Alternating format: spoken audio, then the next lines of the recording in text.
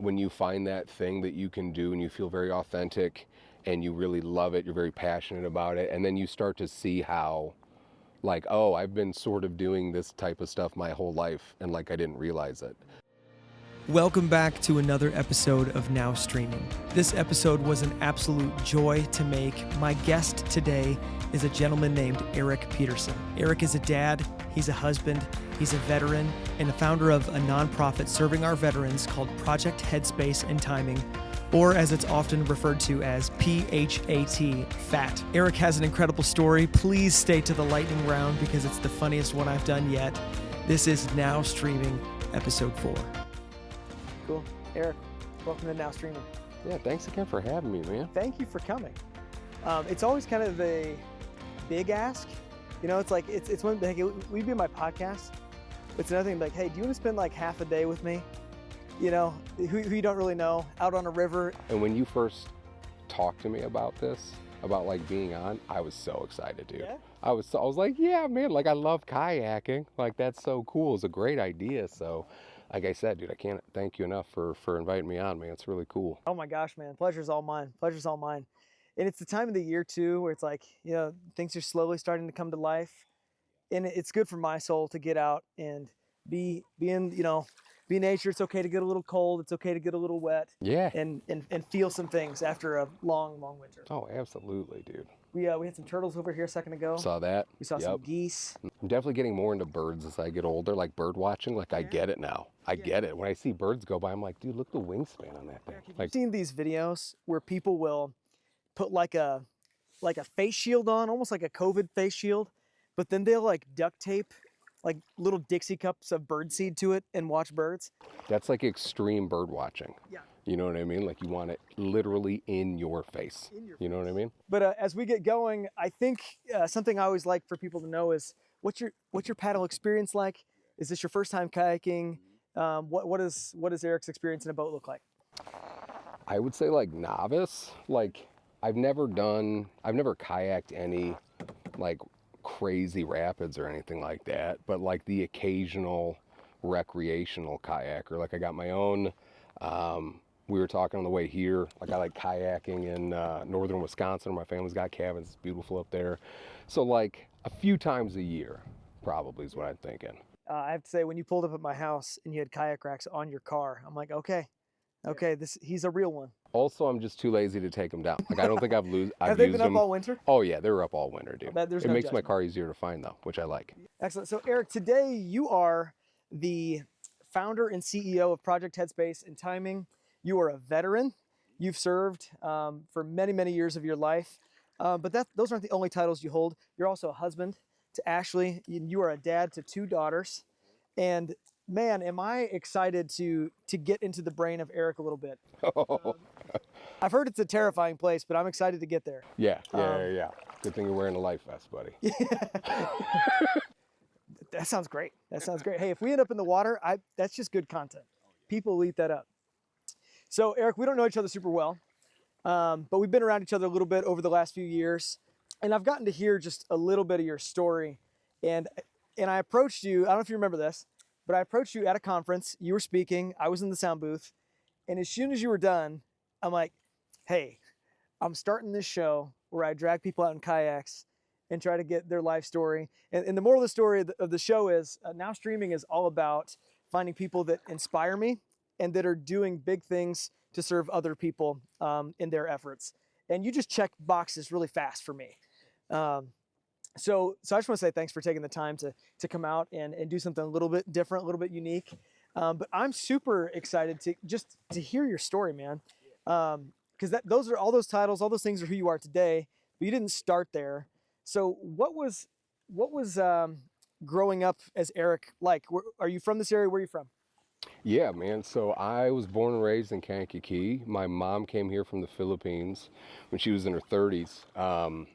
She met my dad. My dad actually met her through a newspaper ad in the local newspaper where you can meet people from far away. He tried his luck, met my mom, went to the Philippines. That is the oldest school Tinder I've ever heard of. Yeah, the OG Tinder. And so my dad met my mom, they hit it off in the Philippines, they came back here, my mom came back here, and then they had me a couple years after that. So I was born in Kankakee, lived there for a while, moved out to Limestone when I was in like 3rd grade, and then I finished out all my schooling there in Herscher, and then I moved shortly after graduating high school. I moved in with my now wife Ashley, who lived in Manteno, and then I've lived in Manteno ever since. So your mom is from the Philippines. What is it like growing up with parents that grew up in different cultures? Oh, dude, you can't get away with anything, man. Really? Like, yeah, you can't get away with anything. I was an only child also, and then so as an only child, you know, you have that stigma or stereotype where people are like, you're spoiled because you're an only child. Both my parents work super hard like my entire life, so we had just enough. But my mom always worked. Like, she worked in a factory when she first came to this country. My dad worked 3rd shift at the post office in Kankakee, retired out of there. And so, like, when you have in my opinion, when you have a parent that grows up in another country, depending on what country that was, like, your problems are not the same problems. And so my mom grew up having to wash her clothes in a river like this, and if there were stains in it, she would tell me. She would have to put the shirt against the rocks and scrub it with her knuckles. So, like, you have that as your mom and you're going to complain about, like, folding laundry? Get out of here, dude. You know what I mean? You can't get away with anything, bro. So, I mean, it was great, and it was really good having that type of culture, because I think that's part of what makes me appreciate everything I have. All of a sudden, excuses of that might be common here don't go very far. Nah, man. So young Eric didn't get away with much. I bet you found ways. I did. What was kind of your focus as a young man? Were you into sports or video games or girls, or what was the focus for you? So I wasn't really super into anything. I mean, I was in sports, but I wasn't a super competitive person. And I cared about my grades, but I didn't really have a particular end game. So, I mean, I was motivated enough, but not like a ton. When it came to girls, I was the only Asian kid in my school. So, like, I don't know, it wasn't great. You know what I mean? Like, so I don't know. I really had a lot of time to myself, I think. And because of that, it caused me to be pretty creative.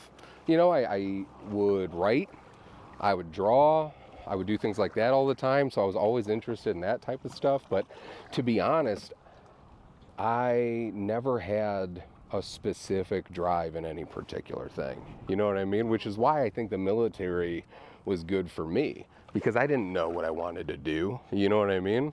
So yeah, sorry for my lack of an answer, I guess, to that question. No, that was the honest answer. That's what I'm after. That's 100% what I'm after. So, okay, I want to go back a second. So, talking about growing up as the only Asian kid in your school, as you can see, I'm pretty white. So that was not my experience. What was that like? Did that affect you? It definitely did, and I didn't realize that until like a few years ago.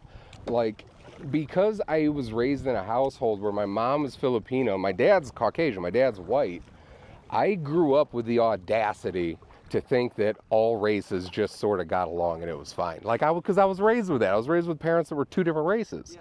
And then I grew up in Kankakee, where it was super diverse. So, like, I didn't really think anybody had that much of a problem with race. I didn't know what interracial relationships were until I was in, like, my mid-20s. And somebody asked my wife, like, what's it like being in an interracial relationship? And I was like, oh, I guess you're right. Like, I didn't even think about that.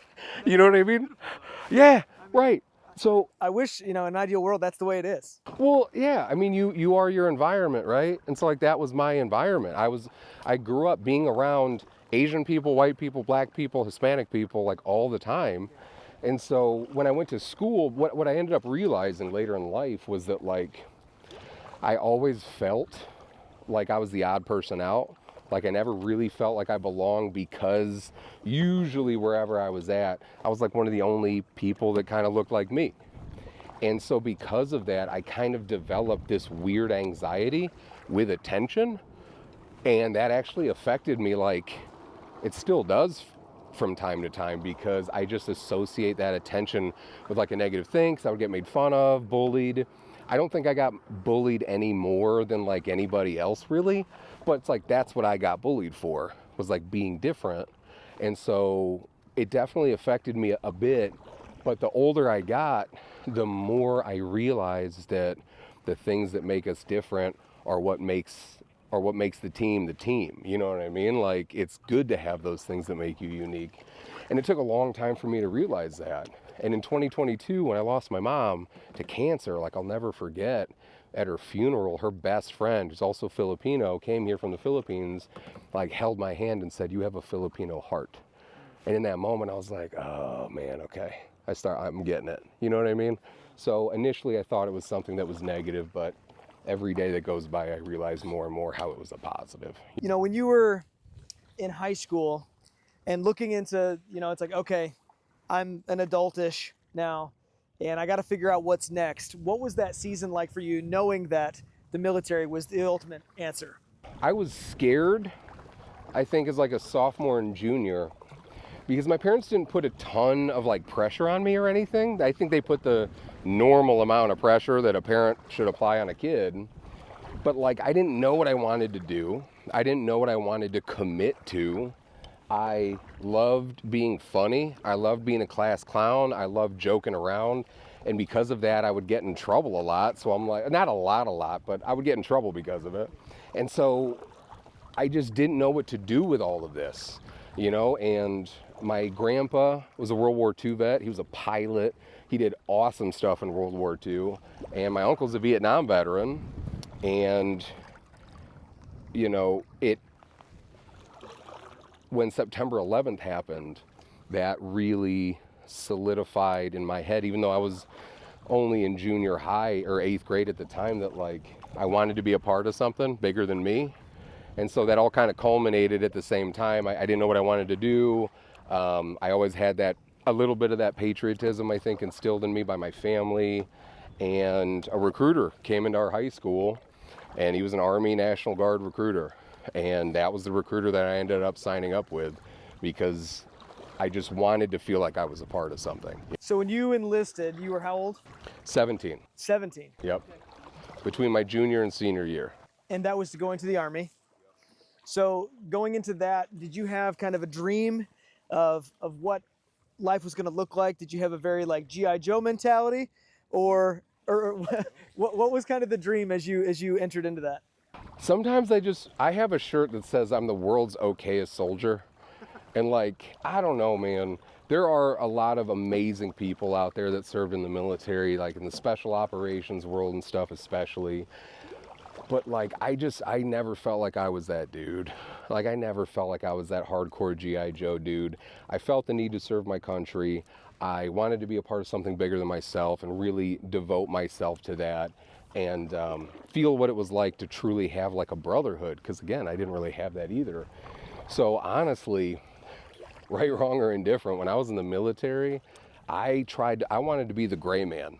I wanted to do just enough. Like, I'm not on anybody's radar, for bad or good. I'm here, I'm doing my thing, and I'm getting out. So I feel like that's almost a terrible thing to say, because like a lot of other, whenever I see like veterans that are like interviewed for stuff, they're like hardcore. And there's nothing wrong with that either, but that's definitely not who I am. You know what I mean? And I was like, after seeing guys like that, I feel like sometimes, especially when you deal with veterans, because it's the most diverse group of people, in my opinion, under one label, there's a lot of veterans that aren't those people. That are just people that are like, hey, I want to serve my country, I want to do my job, I feel like I owe it to my country, and then they get out. You know what I'm saying? And I was kind of like that. I was still the dude who would like crack jokes, pranks, get in trouble, but other than that, I kind of just like laid low. You know what I mean? Yeah. Right on. So what was your first job in the Army? So I'm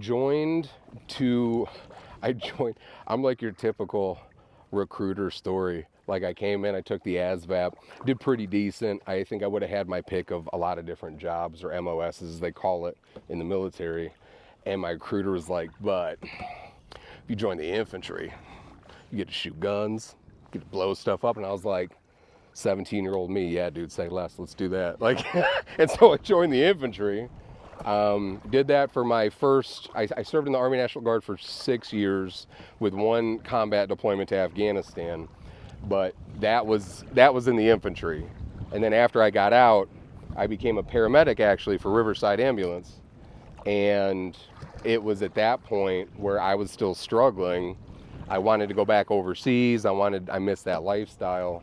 And so then that's when I became a private military contractor that functioned as a medic, because I'd become a medic in the civilian side, and then I had the combat experience like in the infantry. So that's what qualified me to be able to do that job. Well, that's not exactly a cookie cutter career path. Nah, man, I've changed my mind like so many times on stuff. Going to Afghanistan, first time you were how old? 21. Talk me through what that's like. You enlist at 17. All of a sudden, you're a few years in. Now you've been trained. You're dangerous. You've made friendships, and all of a sudden, you guys are going to a foreign country where I'm assuming you don't speak the language. Right. And you're there during a pretty dangerous time. Yeah, 2008, 2009. Yeah. So talk to me about what that was like to go for the first time. Being deployed that first time, it's trauma bonding at its finest. And I was with a majority of guys that were also around my age that had also never deployed before. So we're all going through it at the same time. And I don't know what else to compare it to other than when I was in high school and I played football, there were dog days, where you had 2 practices a day. And during the day, like at the time you hate it, but then afterwards you're like, man, I kind of miss that. So yeah, I mean, the relationships that I built in that first deployment with the guys that I served with are the types of relationships where I can go without seeing them for a year, 2 years, 3 years, whatever. And then when I see them again, it's like I saw them yesterday. You know what I mean? Like there's a really good bond there. And I think that was part of the issue is you forge those relationships when you're in, and then when you get out, those relationships kind of get fractured a bit. And those guys don't live right next to you like they used to. Now they're scattered all over the country, and then you kind of feel alone again. So I mean, thankfully for me, I had a pretty positive experience when I was in the military, but I know a lot of people, not a lot, but I know that there are definitely people out there that unfortunately did not. So I'm very thankful that I deployed with the guys that I deployed with and had those guys around, you know what I mean? It seems like humor has been a stay in your personality, in your life. So I know this is kind of a backwards question to ask about a deployment, I think, but how did humor impact that first deployment for you? Oh, dude, humor impacted it tremendously because morale is everything. Like I said before, I was like the gray man as a soldier. Like I was pretty good at stuff, but I wasn't super good at anything. I was just good enough to not like get in trouble. But the one thing that would get me in trouble was pulling pranks, doing dumb stuff, doing whatever it took to keep the morale high, because when you're deployed especially, and you're thousands of miles away from your family, your friends, everything, you're missing holidays, birthdays, first steps, first words, like you name it. Like it's really hard. And if you can't laugh at those situations, those hard situations, then in my opinion, like it's gonna eat you up. You either have to laugh about it or find something really constructive to do with that energy. You know what I mean? And for me, I knew that the morale would dip from time to time, as it does when you're deployed. And so I thought that was my role. Like guys would come to my room and talk to me about stuff, and we would try to work through things from time to time. But I really saw my role as being the guy that made sure that everybody was okay, that everybody was happy, everybody had something to smile about, because that's what made those tough moments bearable. And it's also I would thank my humor for having something to do with me being like bigger and a little bit stronger, because it got me in trouble a lot. And I had to do a lot of push-ups. And so I mean, that's a positive too. Yeah, totally. You know what I mean? Totally. That's a long-term benefit of being the funnier guy. Yeah. I love that. So you went on your first deployment. How long were you there? 9 months. So what changed about Eric during those 9 months from arriving in Afghanistan to going home? What was that like? I think what changed the most was being in an environment where I almost reverted to like a primal level as far as wake up, eat, train, mission, home, train, sleep. You know what I mean? Like it was pretty regimented. It was very structured, and I didn't have to worry really about anything else that was outside of that world. Like, sure, I have to worry about my family and my friends, but when you're overseas, no matter what happens at home, you have to be able to like compartmentalize that stuff because you're going to go on mission. You have weapons on you. You have to protect the people around you, and they have to protect you. You have to be on your A game no matter what. So, I mean, it was important. That was like a huge change for me, was the understanding of, I guess, how serious life can be, which sounds silly, but I think I had near-death experiences when I was younger. I didn't see like heavy combat. It wasn't like any Black Hawk Down stuff or whatever. I wasn't in any crazy super long firefights, but I was mortared when I was in the turret. I was in the turret of a vehicle. A mortar dropped fairly close, not close enough to knock me out, just close enough to kind of ring my bell a bit. And then a few days later, 4th of July, coincidentally, I was in an MRAP and we drove over an IED. And thankfully everybody was okay. But like those back-to-back explosions gave me what the doctors would say traumatic brain injury. And so when you come to terms with the fact that you're lucky to be here and really understand that, I think it really gave life a deeper meaning to me, even though I didn't know what my purpose was yet. And I think that's kind of why when some vets come home, they become like adrenaline junkies, or they try to recreate that rush, that feeling that you had when you were over there. So yeah, I mean, definitely gave me like kind of a profound appreciation too for just everything that I have here. You know what I mean? Like just being able to do this, just to be able to kayak on a beautiful day, not worry about anything, not worry about getting shot at or any of that or blown up. Like, dude, you got to appreciate all of that stuff. You know what I mean? And that first deployment definitely changed that, I think, for me too. What's the next step in your career? What kind of trajectory did you take after that? I was working as a paramedic and I was having a hard time being home. I was struggling. I didn't feel like I belonged here. You know, like I said, that sense of camaraderie was kind of gone. I didn't know where I fit into society at all. And that's what kind of led me to look at private military contracting, because being a paramedic did not pay much. The thought of being a firefighter, I was just kind of having second thoughts. And I knew some guys that had worked as private military contractors. And a lot of the guys that would qualify to be a private military contractor, typically, you have a lot of guys in the special operations community, a lot of Marines, but for me, as an Army National Guard infantry guy, even though I had some combat experience, and like in addition to those explosions, there was a few firefights, but like I said, nothing super crazy, nothing like the movies. I didn't think I would ever qualify, but because I'd become a paramedic stateside and the license in Illinois had reciprocity, I was able to get hired on as a private military contractor, contracted by a company called Triple Canopy that worked for the State Department. And I got to work as a tactical medic on those teams, which was so cool because I got to work with those high-speed, hardcore, some of those guys, the special operations guys. And I got to learn stuff from them. I got to work alongside of them.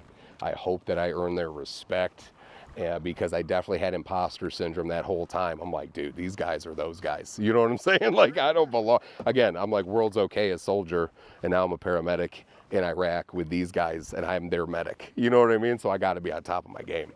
And I learned at that time that while there's a lot that I can't control, that I could at least control like my work ethic and just, you know, show up when I got to show up, try not to screw up, just work as hard as I can.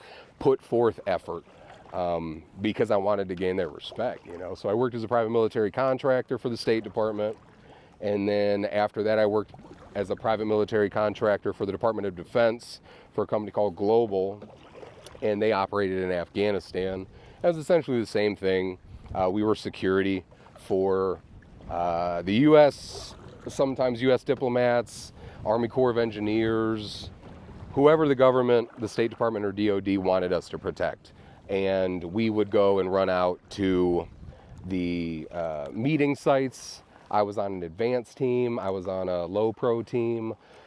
So like an advanced team, I would go to the site that the meeting was going to take place at.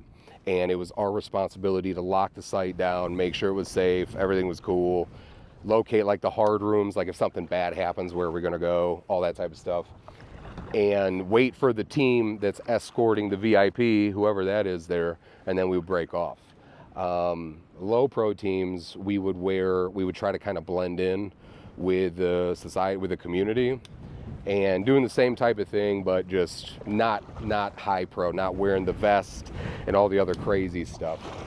So I mean, I got to do a lot of that, I was really thankful and happy to be able to get to do it. Like I said, I got to work with amazing guys that taught me a lot, that were those pretty hardcore guys. And I probably would have kept doing it. I was at Christmas, and I did 6 deployments total between Iraq and Afghanistan. And so this is probably about 3 deployments in. And my uncle, who I'd mentioned before, Vietnam vet, combat, awesome dude, stopped me at like Christmas. And he pulls me aside, and he's like, you know, you need to stop going over there. And it was so wild to me that he was the one that said that. So I'm like, dude, you're a combat Vietnam veteran. Like, you know why I'm going back. Like, you get it. But the more I kept deploying, the more I understood what he was like trying to tell me. Because I started seeing guys that kept deploying, but didn't have much to show for it. And I'm definitely not saying, that's definitely not all of them by any means. But like, I would see the guys out there that were on their 20th deployment, and they didn't have any money to show for it because they were spending it all on leave. They were on their like 4th marriage. Their kids weren't talking to them, and there was nothing for them at home. And that's what my uncle was trying to tell me. Because when you look back, like categorically or historically, I guess, at like every like warrior type class, like I don't care if it was like Vikings, samurai, Spartans, like they never wanted to go back home. Like they wanted to go die in battle because they were like, that's where I'm supposed to go. There's no place for me back home. And I think that's an amalgamation of some of the things that I'd mentioned. Like, you're faced with such primal, animalistic almost situations, and you develop a brotherhood along the way. And then you go back to like society, and you feel like Brooks in Shawshank Redemption when he gets out of prison and the cars are flying by and he's like, dude, I just can't do this, man. You know what I mean? Like, and so yeah, so I knew I needed to come home, and my wife wanted me to come home because my wife wanted to start a family, and she couldn't start a family when I kept deploying. And there's spouses out there that do that, and that's amazing. They're incredibly strong. But my wife, she wanted a partner, which is well within her right, you know? And so when I got out of Afghanistan with the DOD, I was like, okay, I'll come home. But then I took a job doing executive protection. So when I took a job doing executive protection, I worked in upstate New York for like a year, and I was providing security for an Indian chief. And I still wasn't home, and I was there for like a year. And I would come home once in a while, but I was with other guys that I used to deploy with, that I was on contract with. So I was with those brothers again. We were working like 7/12s, which was just, it's a hard schedule. But I would have rather have done that than come home. And so again, my wife's like, I need you to come home. You know, if you want to start this family, I can't do this long distance stuff. We've been doing it for years now. Like, I'm ready for you to be home. And to my wife's credit, like, my wife waited for me. She was with me through every deployment. On my first deployment, I was talking to her on the phone, and she heard the building next to me get hit by a rocket, and then she heard small arms fire over the phone, and then she heard me say, I love you, I have to go, bye. And then I had to hang up on her. Like, my wife's been through stuff with me, you know what I mean? She's earned her stripes for sure. And even still, I was ready to sabotage the whole thing. And so she wanted me to quit doing the EP work to come home. So I partially obliged after a year. But then I got a job as a private investigator. And as a PI, I got to work in special investigations for 2 firms. And I got to travel all over the country. And I would handle high value disability, general liability, and like workers' comp claims. And so again, I was living in an airport like 3 days out of the week, 4 days out of the week. I liked it. But again, like my wife is sitting there like, what are you doing, dude? Like, you're not listening at all. And it got to the point where, understandably so, like my wife was probably going to divorce me because she'd been putting up with it for years. And it was at around that same time when my buddy, John Kemper, killed himself, and I was his medic in Baghdad.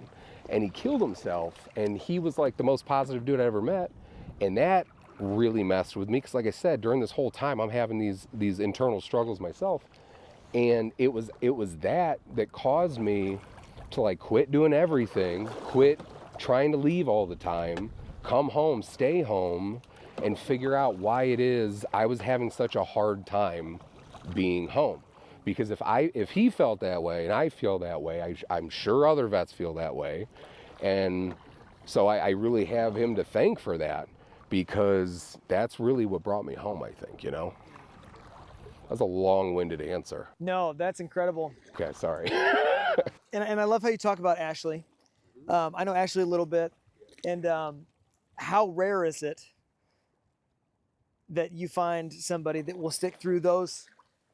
And that's got to be traumatic for her. I mean, oh, dude, spouses do not get enough credit. Yeah, like, so spouses do not get enough credit. Speak to that dynamic a little bit. How rare is it that you find somebody like her that sticks through and sticks through and sticks through and sticks through?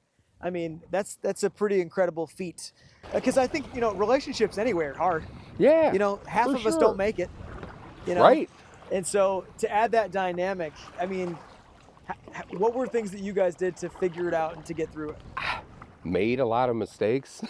Sure. Like together, and then just had the openness to forgive each other and to like work through it all together. Because we got together when she was like late teens, I was early 20s. You know what I mean? Like she was like 19, I was 20. Or maybe she was 20, I was 21. No. Yeah, I think she was like 19, I was 20. And so how much growth do you have to do as a person, single or not, from the age of 19 to the age of 30? Yeah. You know what I mean? Like there's a lot there. I'm really glad I'm not who I was at 19. Sure, right. But you make those mistakes to become who you are now, right? And so I think it's fairly rare. I do think there are a lot of incredible spouses out there, and they don't get enough credit, because the hard thing is that the dynamic changes. The responsibilities change. So like when I was deployed, my wife had to handle everything. She had to take care of the house, make sure all the affairs were in order. She had to pretty much be the in-between between myself and my family and friends. Everybody's like, how's Eric doing? And, you know, asking him questions. And she's the one fielding them all for me. And then when I come home, okay, I'm finally home. I was gone for like 9 months. I want to help out. I want to do this. I want to do that. I want to do all these things. But then your spouse is like, whoa, whoa, whoa, I understand that. But like, I've been doing this for like 9 months. It's kind of hard when you change it so much for me. And I think when that stuff happens, it's so easy for like miscommunication to happen. People get frustrated. Now I feel like, oh, maybe I don't belong here because I don't have a place. I don't fit into this routine. You know what I mean? So it's the hardest thing about it is that the dynamics keep shifting. And you can say that in any type of relationship that experiences loss, losing a job, anything like that. Like, you know, sometimes you have to be the strong one. Sometimes your partner has to be the strong one. And I think if you like understand that and you can accept that, but on average, you guys are there for each other on a pretty 50-50, I think you're doing great. You know what I mean? And it's something that we still work on. But I think the other important thing is we always try to make time for each other. And like, we don't always have time to go on dates or anything like that because we're both super busy. But like at the end of almost every night, her and I spend some time together just hanging out after the kids go to bed. You know what I mean? And we reflect too. And we talk like as openly as we can about what we're feeling and thinking and everything. And your partner's supposed to be your best friend. So like the best communication you have should be with your best friend, who is, you know, hopefully your partner. What are some things that you wish you would have known going through that the first time? I had this warped perspective that like, because I was overseas, you know, that my wife was just living her best life at home. And like, that's not to say that there aren't stories where, you know, that stuff does happen. But like, I just assume that, well, I'm the one that's out here working, doing this, whatever I'm doing.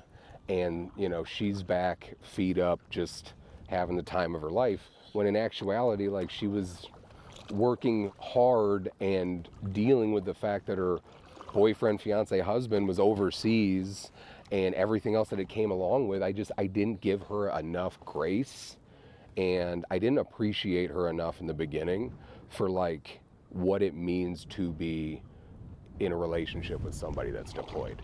You know what I mean? So I would have, if I talked to anybody else that was like on their first deployment, I would be like, dude, or gal, like, give them some. I call men and women dude. That's a unisex term for me. But like, I would tell you, give your partner some grace. It is hard for them too. They have a different type of challenge, but it's still a challenge. So you just gotta like respect that, you know what I mean? And then if you guys can do that, I think it allows you guys to kind of move through it together. And also, I would say, find things that you and your partner can still do when you're apart. And that applies, I guess, to any like long distance relationship. So like, my wife and I would binge like shows. Like, so I would be overseas watching, we were like Supernatural or whatever show, and then my wife would be watching it too, and then we would talk about it whenever we would see each other. And like, doing those things makes you feel like you're not so far away from them. So how long did you do contracting? Total, like 2 years, 2.5 years. I was like a year and some change with the State Department, and then a year and some change with the DOD. Okay. That's such a casual sentence, say, just a year here, you're there. Well, like, some of the guys I deployed with have no idea how many times they deployed, because they deployed so many times. So they would just take how many years they've been doing it and then multiply it by how many deployments they went on a year. You know what I mean? So in comparison to them, I got to be pretty humble. I want to get into some of how and why Project Headspace and Timing came to be. It's interesting when you start to find your place in the world, as far as like, when you find that thing that you can do and you feel very authentic and you really love it, you're very passionate about it, and then you start to see how, like, oh, I've been sort of doing this type of stuff my whole life, and like, I didn't realize it. You know what I mean? Like the artist that has the books when they were in first grade or kindergarten, doodling and drawing pictures and stuff. So like, when I was a contractor, there were a couple of times where we had some vets that were like struggling with stuff, and I would always talk to them because I was the medic. And so as the team medic, your physical and mental health was my responsibility. So like, if you were struggling with stuff, like, I would bring them into my room, I would try to talk to them if I could. And it's not like I was giving them any like life-changing advice. I was just trying to be there for them, and then like try to talk them through whatever it is they got going on. And then when I became a private investigator, it really honed, in my opinion, my active listening skills. And because in special investigations, I handled high value claims. So I'm talking to like doctors, judges, whoever that I'm investigating, that are the alphas of the alpha, and they're clearly at the top of their class, definitely smarter than me. I'm not going to outsmart them. There's no way. So like, I have to be earnest, I have to be honest up front, and I have to be good at active listening. And all of those things throughout my life definitely led into what I do with Project Headspace and Timing, which is really cool to me, because it's like, I changed my mind so many times. When you change careers, sometimes you think like you wasted your time. You're like, oh, I didn't continue with a career in private investigation, so I just wasted all that time. But you use those skills in other areas of your life. And that like is truly a beautiful thing, because it makes you feel like, okay, you know, you've been on this path. You know what I mean? Even though you didn't realize it. It just didn't look the way you thought it did. But all of those things definitely had a part to play in what I do now with Project Headspace and Timing, I think. So Project Headspace and Timing, for those that have never heard of it, could you give me just like a 15-second elevator pitch? What is it that you guys do? So Project Headspace and Timing is a nonprofit organization that was formed to bring veterans together with their communities, nature, and themselves. And we do that with a peer support program and several outreach programs. Our peer support program functions through peer support groups, also one-on-one peer support, and sometimes that one-on-one support is done in emergency settings with police departments, hospitals, mental health professionals, where we use peers to just let the veterans that are in crisis know that it's okay, that they can trust these people that they're going to, that they're in a safe place, just to help ease that transition and help them get connected to whoever they need to get connected to. And the outreach programs are just meant to get veterans able to do stuff like this, hiking, fishing, kayaking, mountain biking, because it's just, like we were talking about on the ride over here, man, you just feel good being out in nature. And it feels easier to have like conversations when you're hiking or kayaking or anything like that. You know what I mean? So that is a super long 15-second synopsis of what FAT is. First of all, I couldn't agree anymore. I mean, just think about how weird it would be if you and me, who sort of know each other, sat down in a white-walled room in an office, and I just ask you all these deeply personal questions for an hour. Like, it would be strange. Still definitely possible. Totally. But I feel more natural Yeah. when you ask me those questions and I'm looking at this. Excellent pitch. That makes perfect sense. And man, I just love what you guys do. Having, you know, friends throughout the years that served, having a brother that served, I just think it's incredibly important for people that go through difficult stuff, right? Which is the biggest understatement of the year when it comes to serving the military. When it comes to just going through similar trauma, similar experiences that bring you just totally out of your life. And two, like, serving in the military is a wildly selfless idea. Sure. And I just have so much respect for especially young men and women that, you know, they could do anything. They could go to college and have the college experience or whatever, but instead decide to go through something really mentally and really physically challenging and point their life towards serving others and have a greater cause. I mean, there's just few things more noble. I mean, I have an incredible amount of respect for you guys. And I love what you guys are doing with Project Headspace and Timing. You hear about it in the community all the time. You guys are so popular. I don't know if you know this. I don't know if people tell you. Probably not enough at least, that the community loves that you're here. That means a lot, dude. That means so much. Yeah. And I think see the need, especially for those that have been through similar experiences, see the need for something like what you guys do. Through those different experiences, you see that you're developing this talent. What was the first moment where you're like, hey, maybe I can create something that doesn't exist yet that can serve people that are going through this? What was that first moment? The first moment I really had was after John killed himself. I read a book called Tribe by Sebastian Junger. And he's a war journalist. He's done a lot in that space, some really incredible stuff. And Tribe is all about like the issues that he believes veterans have transitioning in the civilian world. And he talks about it historically, like I brought up earlier, all the issues that mentality has coming back to the civilian world.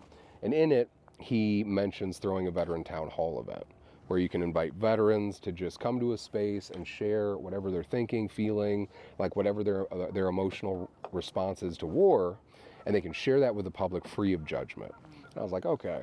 And so I went to Village Hall and I asked them if I could do this thing there. It was a very vulnerable moment for me, right? Because it's like, I never really done anything like this. I'm kind of putting myself out there. And they were like, great, yeah, we'll give it to you for free. Don't worry about it. Like, what else do you need? How else can we help support you? Like, it was so encouraging. And so when you say things like, you know, how appreciated we are by the community, like, it means a lot. And it's also because the veteran community is so much more than the veteran. The veteran community is the veteran's spouse, the veteran's employer, the veteran's brother, sister, kids. Like, if you have a veteran in your life that you care about, you're a part of the veteran community. And when I first started FAT, like, this community propped me up. Like, there were so many people and so many businesses around here that helped me when I needed it most. Like, you know the game Mousetrap, where like a billion things need to happen for you to win? I feel like it was like that, even though we still have plenty to do and plenty of work to do. But like, for us to be where we're at today, it's because of this community, like, just rallying around us, supporting us. When I did that town hall event, I had a mom come up to me at the very end of it, and she hugged me and she was crying, and she was like, I didn't know what my son had been through because I didn't know how to ask. I didn't know how to start that conversation.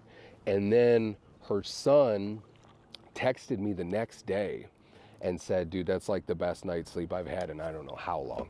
And it was for sure in that moment, I was like, okay, I gotta do this. I gotta figure out what this is and like keep doing stuff related to this. You know what I mean? Because I realized that those conversations needed to happen, and that was gonna require me to be pretty open and honest about my own stuff, and to find other vets that are willing to be vulnerable and talk about what's going on with them. Because like, that's the first step, right? Is like being vulnerable enough to admit to yourself that you're not doing so well, and then to admit to others that you're not doing so well. So I was just very thankful that I got to have that moment, because that definitely solidified like what I was doing. So that was kind of the beginning of Project Headspace and Timing. What year was it when you started? John killed himself in 2017, but so I unofficially started in 2017, but I officially in papers in 2019. Okay. Yeah. So talk me through the journey. How did you get to where the organization's at today? From there, what were some of the things that you learned along the way? What are some things that had to happen along the way for you to continue to grow your reach in impacting veterans? Make a lot of mistakes. Like, you know, I love that every time I ask a big question like that, you're like, fail a lot. Yeah, I don't know. dude. Like, yeah, I love that vulnerability from you, dude. Like right out the gate, man. Like when you're doing all the paperwork, like I forget I formed as one thing, and I wasn't supposed to, because I couldn't get 501c3 status by forming as that, so I had to dissolve the organization, reform it. Essentially, I'm just paying Illinois like money for being dumb and trying to figure it out. And you're like, thank you. Try again, Eric. It's just, I'm a big build the plane while it's in the air kind of guy. So again, right, wrong, or indifferent, it's just about starting it. It's just about putting the forward momentum into it, and then making the adjustments as necessary. You know, you have to be very vulnerable, because it's your baby initially, right? And then if you're lucky, other people will join your cause and feel so passionate about it that they'll turn it into their baby a little bit. And I was big about making veterans a part of the organization, making everybody that cared about the veteran community a part of the organization, and then letting the organization adapt to what we found the needs to be. Because initially, my thing was I wanted transitional tiny home lodging for homeless veterans, because as a PI, I'd travel around a lot, I'd see homeless vets everywhere, and I was like, okay, that's my thing, that's what I got to work on. But then as time would go on, and then re-solidified during COVID, was I had a lot of vets that were missing the camaraderie. They were missing the team. They felt alone, isolated. They didn't know how to cope, and they were struggling. And so then we pivoted from focusing more on the homeless veteran community to focusing on like the crisis space and peer support.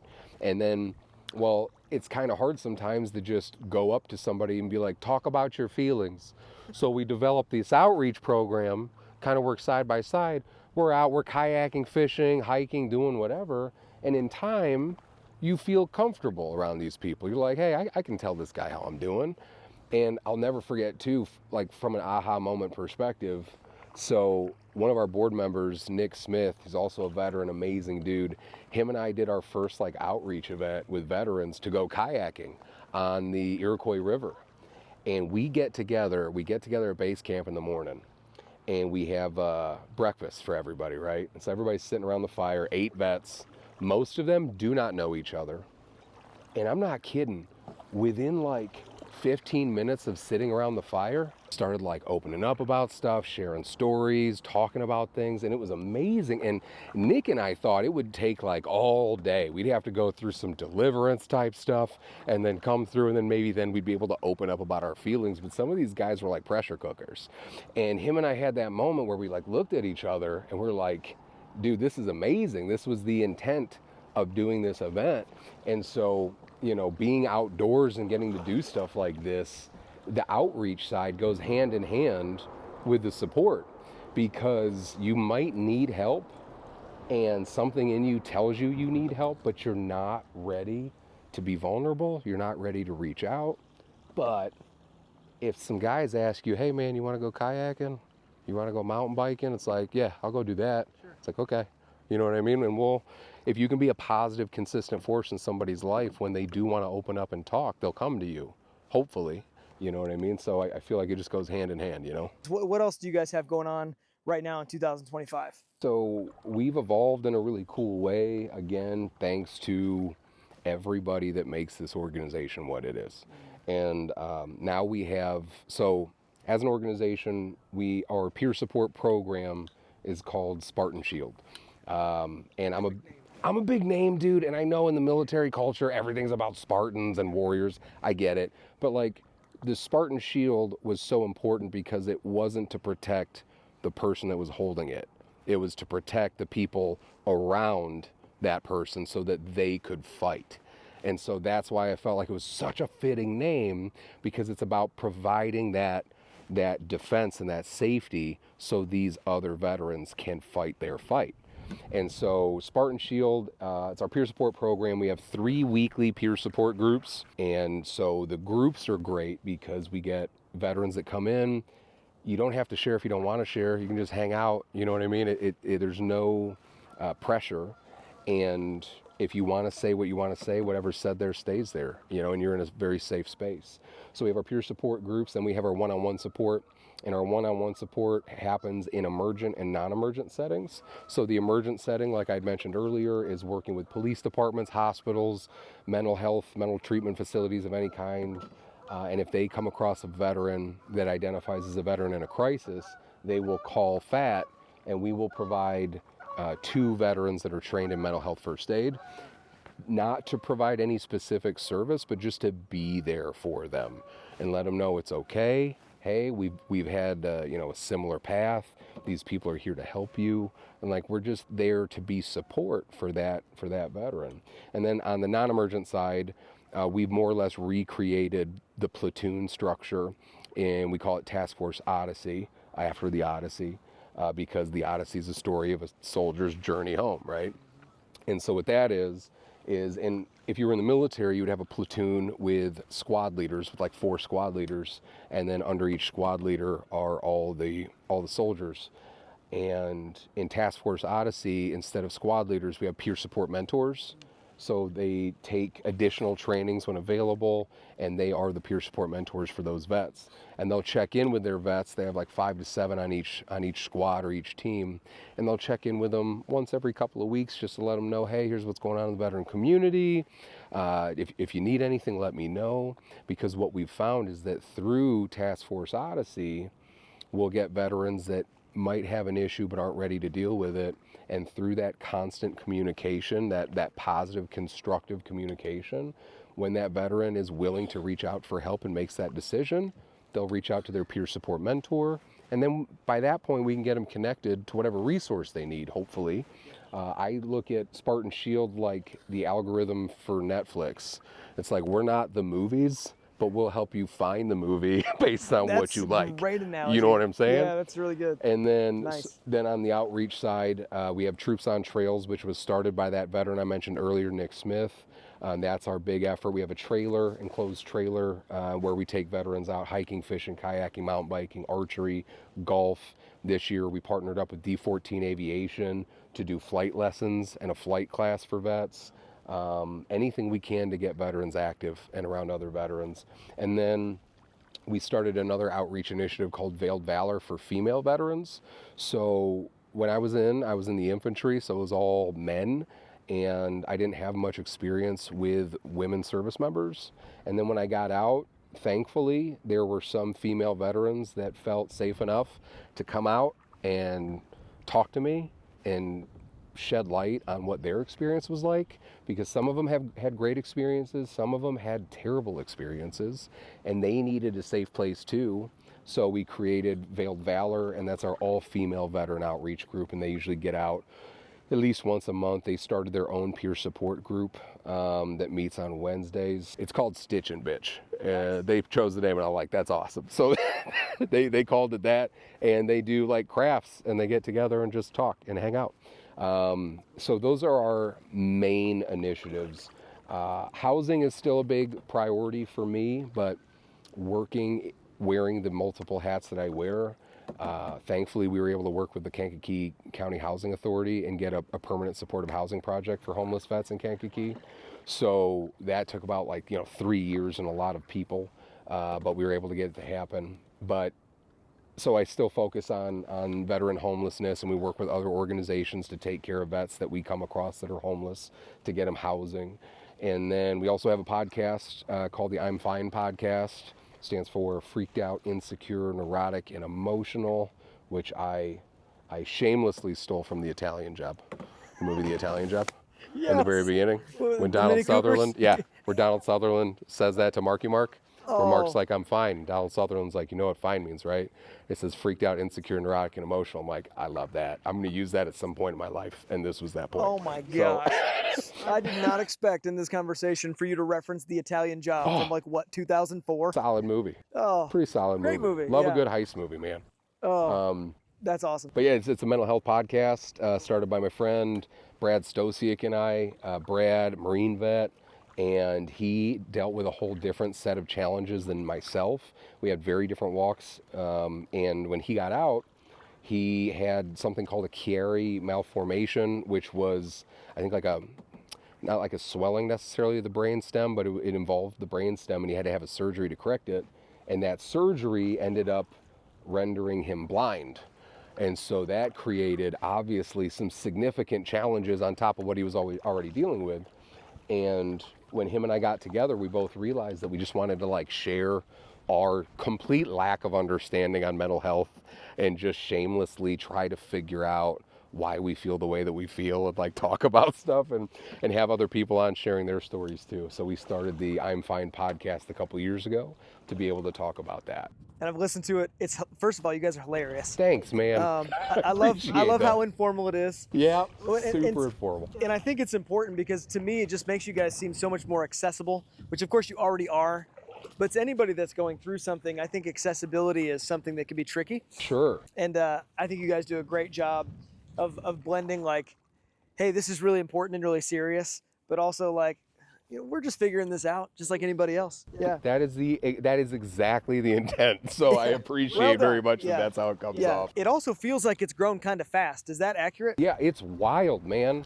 And every once in a while, just like you do with your kids when they're doing something, you look at the organization and you're just overcome with this overwhelming just pride and joy, because you're like, this is insane to me. This is so cool that we have all these people here together to do whatever it is. You know what I mean? And those are the moments that really refill the cup. So no, it's been wild. We have grown quite a bit, especially this past year, because we just opened up 2 chapters. So we opened up one chapter in Burbank, and then which is up in Cook County, and then another chapter in Clinton, Illinois, which is in DeWitt County, just south of Bloomington.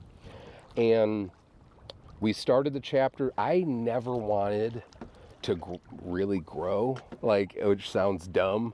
I wanted to focus on quality and what we had here, and the amount of veterans that I was dealing with in this area takes up all my time. So for me to think that oh, I could do this everywhere, I knew the quality, I would be terrified that the quality would go down.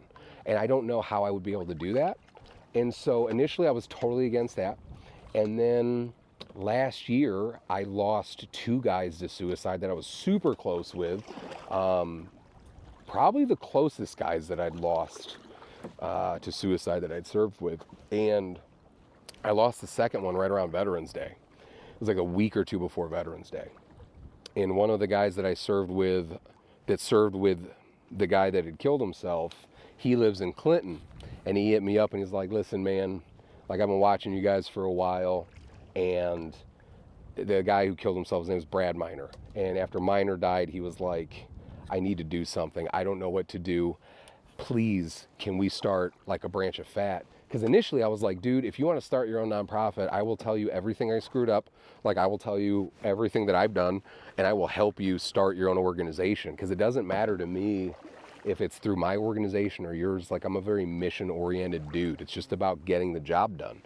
And he was like, no, man, I want to do it with FAT. And I was like, all right. So we talked, we figured it out. And then he started his own peer support groups down in Clinton, which was amazing. And his name is Zach Gilmore. And then Armando Vega started our branch up in Burbank. Armando works for the VA and he knows what we do. He's also a veteran. He's also in recovery and he talks about it all the time very well. And he knows what we do because we've brought veterans to the VA emergency room like a lot. And so he was super familiar with what we were doing. He wanted to get more involved in the peer support space because that's what he does. He's a peer support specialist through the VA. And he was like, can we start a branch up here so I can start doing and assisting more with what you guys are doing? And it just made a lot of sense for, as an organization, what our mission is. And so thankfully this year, as terrified as I was about it, we were able to start expanding a little bit. So that's been really exciting too. Man, so that's 3 chapters total now? Yeah, including Manteno or like Kankakee County, you know what I mean? I would say, yeah, that's 3 for sure. That's awesome. Yeah, but like I'm like the worst person, I feel like, to ask about some of this stuff because it's like I never wanted to start a nonprofit either. Like, you know, because it's so much work and responsibility and liability. But it's like you go where the need is. I also think that that's kind of what makes you so you. And I think just back to accessibility and like for people feeling comfortable enough to get involved is it's not like hey, I'm trying to start this programmable format and model that can be grown and, you know, made corporate feeling and copy pasted. I think people are naturally skeptical of things like that. For sure. And you're very difficult to be skeptical of. That's just not your personality. I appreciate that very much. And again, I think that's because I'm just shamelessly honest about things, I think. And that helps because it's just way easier if you're honest, because I have a bad memory. So at least if I'm honest, like I don't have as much to remember. That might tell me a lot about my next question. But what is the future of Project Headspace and Timing? What is the dream? Is there a dream? What does the next season of FAT look like? For me, the dream doesn't so much involve FAT as much as it involves like the mission, like working with reintegrating veterans into society. If that happens through FAT, great. If that happens through the VAC, great. If that happens through other organizations, great. But like my goal is I want to build a continuum of care for the homeless veteran community because I've been working with the homeless veteran community quite a bit. And I've gotten to see a lot of the challenges, the unique challenges that homeless vets deal with. And so I've been thankful to, along the way, create relationships with the Illinois Department of Veteran Affairs, the Chief Officer of Homelessness for the state of Illinois, and other people that actually, I believe, listen to some of my input and give me a little bit of credit, which I really appreciate because I'm pretty much all from experience. I didn't go to school for a lot of this stuff. So the fact that some of these people of whom I respect very much, also appreciate my opinions, amazing. But we're trying to build out a continuum of care for the homeless vet community. And I believe we're doing it in such a way that it could be replicated across the state, not just through, again, Project Headspace and Timing or the VAC, but I want to create a blueprint. I want to create a blueprint and then I want to give it to other communities and be like, hey, here's what we did. Like, you try this and see how it works. So, I mean, that's part of the dream. That's part of the goal. As an organization, I do want to acquire land and be able to host peer support retreats. So there's other organizations that do peer support driven retreats, and it's phenomenal. It's a phenomenal concept, and I don't believe we have that really in this area. but I have so many amazing peer support mentors who have all had very unique experiences in the military. Like, I genuinely believe like we have such an eclectic group of vets and FAT with so many different experiences that I think it would be an amazing thing to have a retreat where veterans that might be struggling with some things could go and talk and feel honest and trusted and safe. But it would also be good for the veterans that need to go to a program somewhere, an inpatient residential for substance use or mental health or whatever. Like, it'd be nice for them to go to a place first where they can meet some other veterans that are going to be like, hey, dude, or gal. I always feel like I have to, like, I don't know. They could just say, hey, it's okay to not be okay. Here's what I went through. Here's what you can expect. Here's what you need to work on. And be there to just support them through their journey to health, whether it's mental health, substance use, whatever it is. And also, when veterans get out of treatment facilities, what I've seen is a lot of them, I guess saying a lot's not fair, but I've seen a healthy amount of vets get out of an inpatient residential facility and relapse almost immediately with substances. And in my opinion, it's because they went right back to the same environment that they just left. So, like, you know, you shut your door at the end of the day and then all those demons are still there. So I feel like a peer support retreat like that would be another amazing place for vets to go after having those real deep, profound conversations with themselves and doing work in an inpatient facility. Like, you could come here, talk to veterans again that understand, and then they could help you reacclimate to like being home, you know. And I always like the mantra with all that's just like think about what you needed on your worst day, and then be that for somebody else on theirs, because you never know what somebody looks like on their worst day. You know what I mean? Like, when you go out, when I'm having my worst day, I look pretty close to how I look right now. So if you can be that for other people, especially on the peer support side with these vets, I think that's the best way to do it. You know what I mean? I think we can make some real progress. So that's definitely another part of the goal. How can people support what you guys are doing?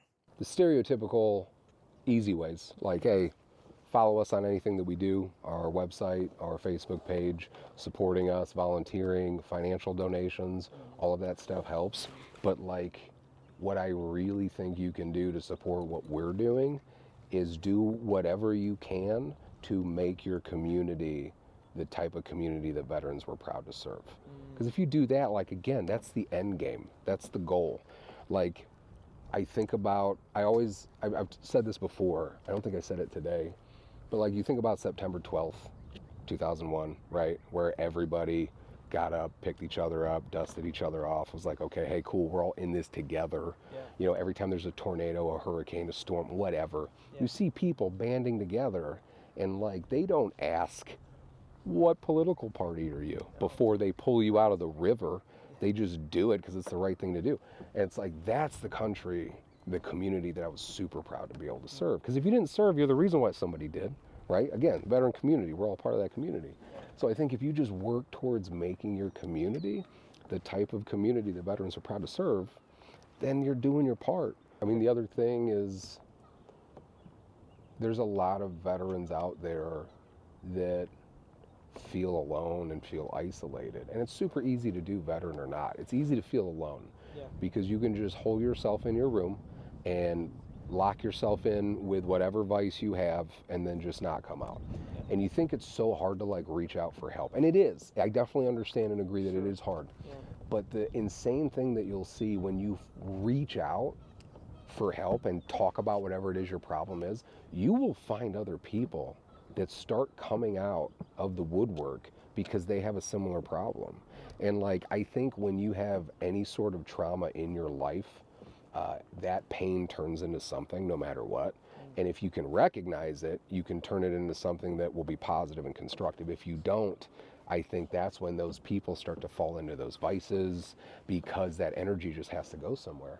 But it's like, if you can use your pain to help somebody else out, at least it gives your pain a purpose. And if you read at all, like Dr. Viktor Frankl, Man's Search for Meaning, he talks about that. He talks about how if you can give your pain a purpose, then at least that keeps you from going into a life of despair. And so it's like when my mom died, that was like the worst moment of my life. Like, it was terrible. But around that same time, there was another guy in this community who also lost his mom. And him and I didn't really know each other that well, but when I saw on his Facebook that his mom passed away, like, I reached out to him because I knew what that felt like. And in that moment, it still sucked. The pain didn't go away, but I was using it for something productive. So at least I felt I could feel good about that. And sometimes when you deal with trauma, pain, loss, whatever, that's the only peace you can get. You know what I mean?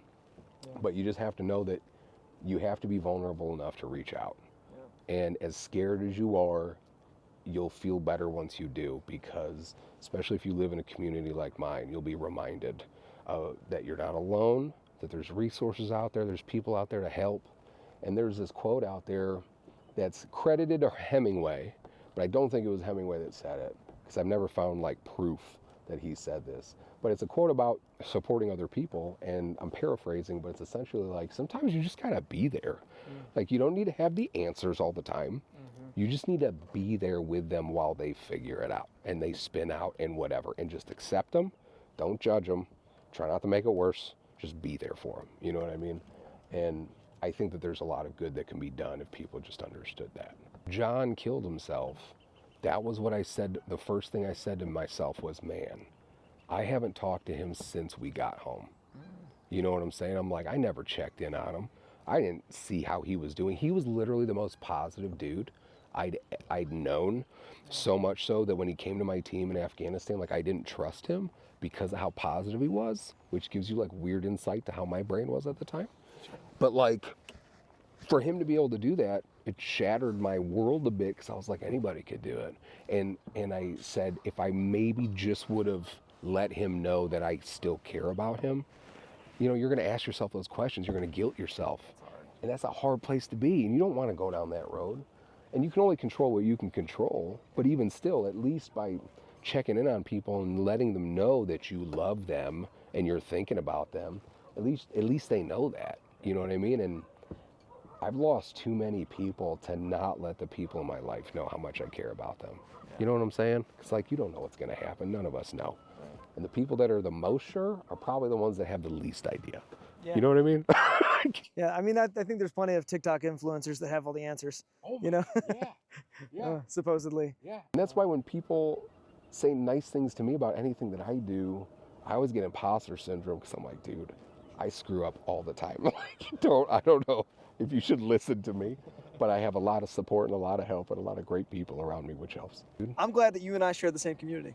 Yeah, man, I appreciate that. I feel the same way. It's a better place because of people like you, Eric. Thanks, man. And I'm excited to whoever watches this to just share the story of what you guys have going on, how they can get involved. Hey, I'm going to leave all of the links and everything to Project Headspace and Timing. Everything that they've got is going to be in the description of this video, so it'll be very easy to find. Just go check it out. Did you come prepared for a lightning round today? No, but good. Every answer is going to be like John Stamos, so let's do it. I mean, if it's the answer to the first one, I'm going to get a kick out of it. Eric, who's your first celebrity crush? My answer stays. My answer stays the same. Okay, if my first Uncle crush Jesse had to have been Kimberly the Pink Ranger, Power Rangers. Oh, strong choice. Yeah, thank you. Strong choice. Very strong choice. No one has brought up Power Rangers. Kimberly the Pink Ranger. Wow. By a mile, I think. I don't know who else I had a childhood crush on. Yeah. Kimberly the Pink Ranger. I'll throw up a picture. Wow. Amy Jo Johnson. Is that the actress's name? That's the actress's name. Now it's creepy. I'm not ashamed at all. You don't drop her address or anything. Just don't say that on camera. She lives, she goes to Pilates every Tuesday. Oh, gosh. Yeah. And that place has way too many windows. Well, first of all, are you into music? Is music a part of your life? Yes, very much so. Good. What is a song that lives rent-free in your head on the regular?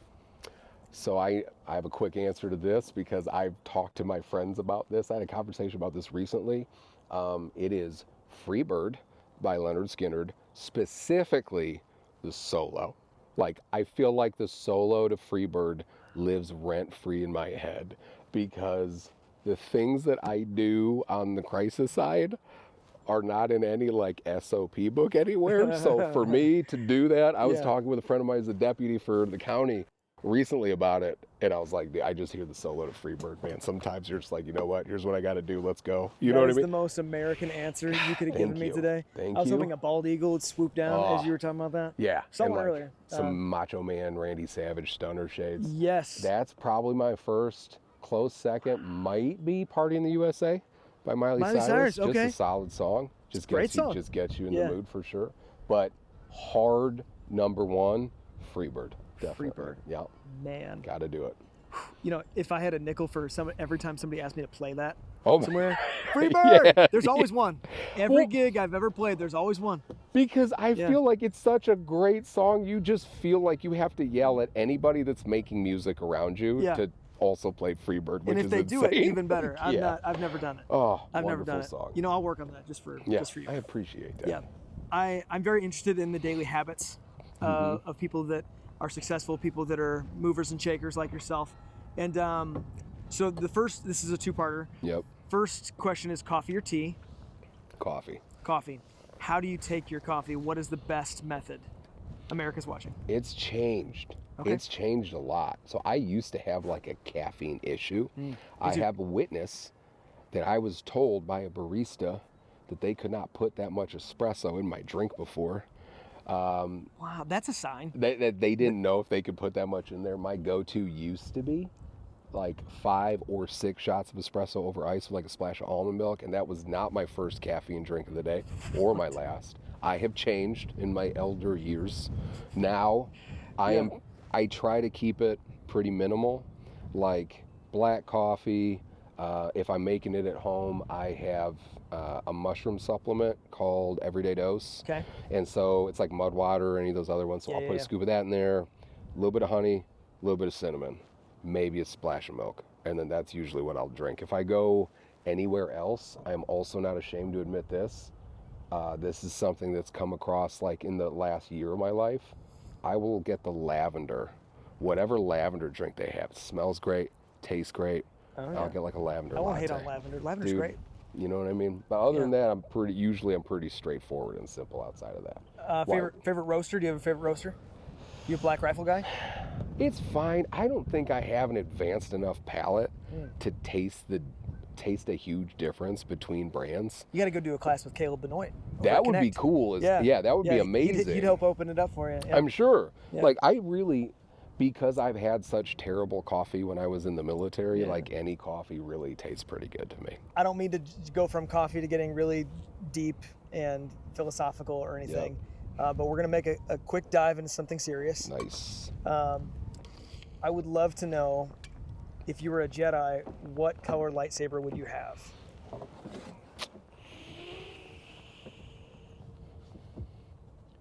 Does it have to be one color? Oh, my word. What did you just do? Yeah. Because I've always thought that. Because they're always one color. I'm like, what if I wanted a multicolor lightsaber? I don't know if I'm okay. That thought's never occurred to me. Okay, no, it doesn't have to be the same singular color. I'm going to say this, and I feel totally good about it. I would have a red, white, and blue lightsaber. God bless America. And Macho Man Randy Savage stunner shades while the solo to Freebird plays. If I Photoshop that, will you be offended? Nope.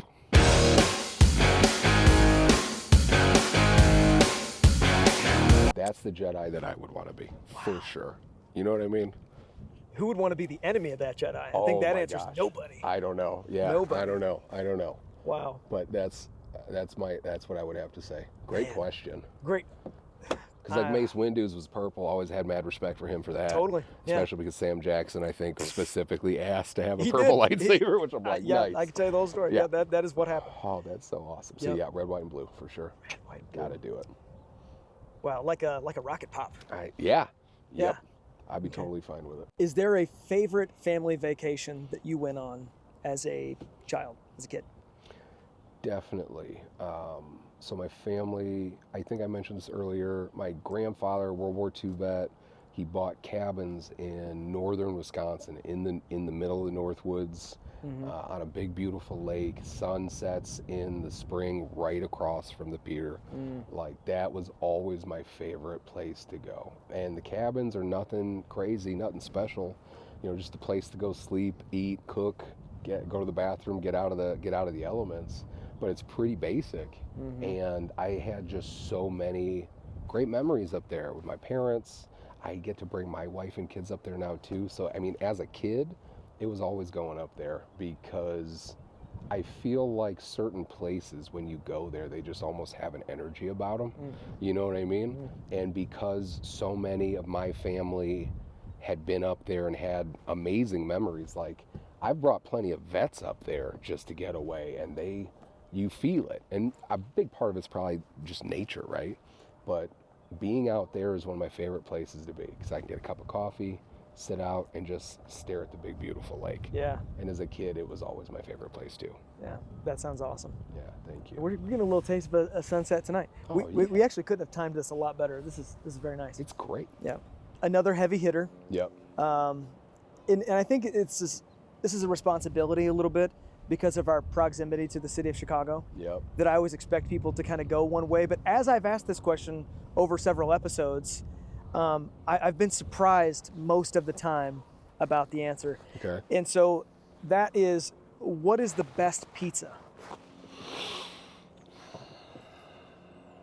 Not deep dish. I'll come out the gate and say that. See, that's nobody from around here likes deep dish. I've never liked deep crazy. dish. I mean, it's fine. Yeah. But you got to be in the mood for it, and you have to be hungry. Yeah, You know what I Caleb mean? Benoit, episode 1, he put it well. He's like, it's almost like a casserole. For sure. You know, I've seen people manhandle, Yeah. like Luminati's or Giordano's, whatever. I've seen them do it. You can do it. It's not for me. Yeah. It's not really for me. Okay. I would say I have a sweet spot for almost like a Sophie's Choice situation between like Silvano's and Mama Grisano's. Okay. For me, Mama Grisano's is a little bit sweeter. I like, for a good pizza, I just like old school, just sausage. And then depending on that sausage helps me make my opinion on that pizza too. If they make it there, everything like that. Yeah. So like Mama Grisano's is solid. It's a little sweeter. And then Silvano's, I don't know why, but their Italian sausage, I think, is just amazing. And it's thin, so I love that. So I would say Silvano's pizza is my favorite. Silvano's, you're watching, we accept your partnership. Definitely. We accept your partnership. Outside of that, I went to New York when I used to work as a PI, and the other best pizza I ever had was at a place in the city. They have a few of them. It's called Artichoke Basile's. I believe that's the name. And they have a spinach artichoke pizza. And I'm not going to lie, I had that look on my face when I walked up. I was like, no way, dude. There's no way that's good. I tried it, not really being a fan of spinach or artichoke. It was like the best pizza I've ever had in my life. It was one of the best slices of pizza. Was this just one of those things where you were really hungry and it was just there? No. I was just like, whenever I would travel, I would always look for highly rated food places and see whatever they're famous for and get that. Obviously, New York City, going to get pizza. Heard about Artichoke Basile's, and then everybody was like leaving these great reviews on this artichoke pizza, and I tried it, and I was blown away by how good it was. Wow. Yep. Okay. Yeah, I didn't expect that answer at all. I know. I'm sorry. You've got some good ones, man. You've got some really good ones. I appreciate it. Yeah, very cool. You know what I love about the lightning round? It's never fast. I get it. There's no rush. We're just out here. Yeah. If you lived in a country outside of the United States, and you're like a few of my other guests that have been to several other countries, but if you had to pick today, you're going to go somewhere else other than the U.S., where are you going? I mean, my gut would say the Philippines because I have so much family out there. And the way that they do it in the Philippines is they don't have like second cousins. Like your second cousins are just your cousins. And my mom had 9 brothers and sisters. And each of them had like anywhere from 5 to 10 kids. So when I travel, the last time I've been to the Philippines was years ago, but like we were swarmed by all these people, and they are so hospitable and loving and caring, and it was just such a cool environment. It helped me a lot growing up to see other cultures like that and how they live and how appreciative they are of things compared to here. So I think based on those things, I would want to move to the Philippines, I think. I want to go. Yeah, I want to beautiful, go. yeah. What are you doing this next weekend? You want to head out? Going to the Philippines with you. Let's go. All right. Perfect. Next episode. Perfect. Next episode, Yep. us in the Philippines. Nice. That would be I'm great down for content. that. Yeah, That would be great that would be content. pretty solid. Yeah. Okay, Eric, we didn't touch on this a ton. There's only so many hours Right. of sunlight in the day. Right. There's a lot I wanted to get into. But, you know, as a dad of 2 girls, I've got 1 girl. And that's a very different thing than having a boy. And I'm growing into that. My daughter is almost 3. Nice. Your daughters are how old? My oldest is about to turn 8, and my youngest is 5. Okay, cool. So yeah, similar ages a little bit. So you've got that going on at home. Ashley, you know, is very busy, a lot going on. You've got plenty going on. Mm-hmm. But what I'm curious about is how somebody as high caliber, as high functioning as you are, where do you find rest? Oh man, work in progress for sure. I think my morning routine's like helpful for me because it helps me recharge. It's not What, like necessarily 8 shots of rest, but espresso? just like, yeah, just firing them in, just like an IV, just inject them right into my arm. I wake up early, I go to the gym. For me, that is a bit of my therapy, like to Yeah. go in there and be able to zone out and just do something constructive. I also like to take walks a lot. I've always liked to take walks ever since I was a kid. Like at night, I would get my CD player and I would go man. and just take a walk Yeah. because it just helps me think and untangle things in my head. Mm. So, I mean, I do a bit of that. Other than that, I've also played guitar for like 20 years. I did not know that about you. I'm not good at it, like Are we- at all. Did we Like, just start a band? I am so bad. We just I'm not started a good at all. band. I started when I was like, I don't know, 16 or 17 Okay. with an acoustic. And actually the first person that I played with was, or maybe it was the last person, maybe first and last person I played with was John Kemper, the veteran Okay. that killed himself Okay. Yeah. when I started Yeah. FAT. Right. So like I realized that I needed to have some things that I did just for myself. And like I said, I'm not good at all. But like I've messed around, and it's something that I do that helps me refill the cup. When Yeah. I sit by myself and I get my guitar out and I just play Mm-hmm. for nobody, Yeah. that helps me out too. Yeah. You know what I mean? So I do those things, reading, listen to audiobooks, but I definitely need to try harder to find time to rest. But there's, like you said, there's only so many hours in the day. Yeah. And at some point, something has to get sacrificed. And that's the hardest thing about being an adult, Yeah. especially when you have kids and you run a business or an organization or you're a part of anything, you know, something gets sacrificed. And all too often, I think we sacrifice our own peace and our own mental health. But that's something that I'm trying to work on Yeah. to be better with, you know. Yeah. Right on. We're all just work in progress. Yeah, for sure. Yeah. All right, Eric. So last question now streaming. Again, hey, at this point, I just want to say thank you again Yeah, for thank coming you, out man. and hanging out on It's the been Kankakee River. awesome. It's been a Yep. great day getting to know you a little bit. Yep. And just having a paddle. Robin's Yep. been a total bro. Yeah. He only jumped out of the boat been great. once. And it was just to chase a goose. Yep. I get it. So I don't like 'em R.I.P. either. that goose. Yep. The world is tumultuous. There's a lot going on. The climate right now is a little tense. Right. It's a Yeah. little tense. Yeah. So through all things in life, busyness, political climate, and just spring too. You know, like we're not December yet. We're not outside hanging out, grilling yet. You know, we're not there yet. But I want to know as you look forward and you look forward to the life that you're going to live, and